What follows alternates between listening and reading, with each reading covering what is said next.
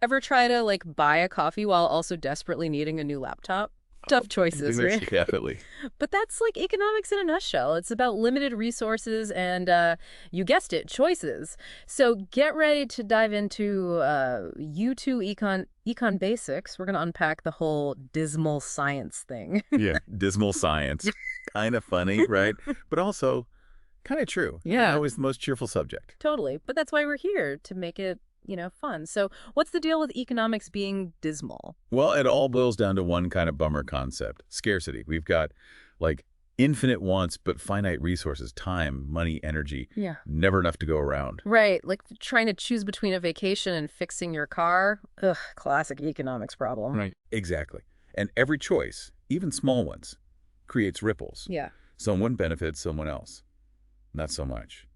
Our source mentions government assistance programs as a prime example. Makes sense. You're helping some people, which is awesome, but that money's got to come from somewhere, right? Okay. Taxes, usually. So winners and losers are kind of baked into the system. Totally. Every economic decision has those trade-offs. It's about figuring out, as a society, which trade-offs we're willing to make. Which brings us to the big question. Who decides?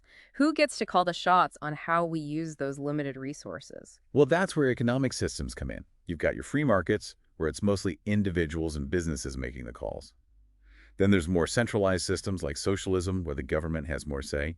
Most countries, though, fall somewhere in between. Right, it's not like a light switch, Right. more like a dimmer. Exactly. And where that dimmer sits, well, that determines a lot about how resources get used, who benefits, and even how the whole economy functions. Speaking of how the economy functions, our source breaks it down into three main players. Households. That's us. Right.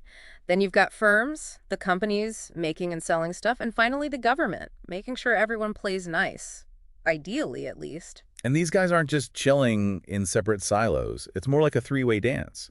Households provide labor to firms and buy their products. Firms use those resources to make more stuff, pay taxes to the government. It's all connected. And let's not forget about money. That's kind of important. Understatement of the year. Huh. But seriously, our source mentions how more money floating around usually means more spending, which can be good for businesses. Right? More spending can lead to economic growth. But it's not always so simple. That's where interest rates come in. Ever taken out a loan? Who hasn't? Am I right? Well, interest rates are like the price of borrowing money. And the big player here is the Federal Reserve, or the Fed. They can actually tweak interest rates to kind of steer the economy. Okay, this is where I get lost. Explain it to me like I'm 5. Imagine the economy is a car. Lowering interest rates is like hitting the gas pedal. It makes borrowing cheaper, encouraging people to spend more, which can boost the economy. Raising rates is like tapping the brakes.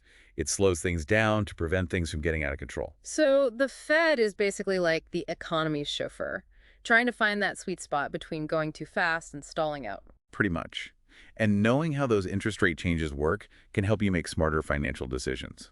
Like, if you know rates are low, maybe it's a good time to buy a house or refinance your mortgage. Right. Who knew economics could actually be useful in our daily lives? So to wrap things up, it seems like economics really boils down to understanding the choices we make. With limited resources, yeah.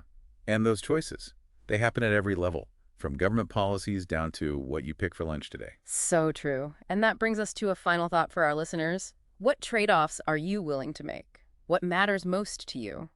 Because those answers, they shape not just your own life, but the whole economic landscape. Deep stuff, right? Deep but important. Thanks for diving in with us. Until next time.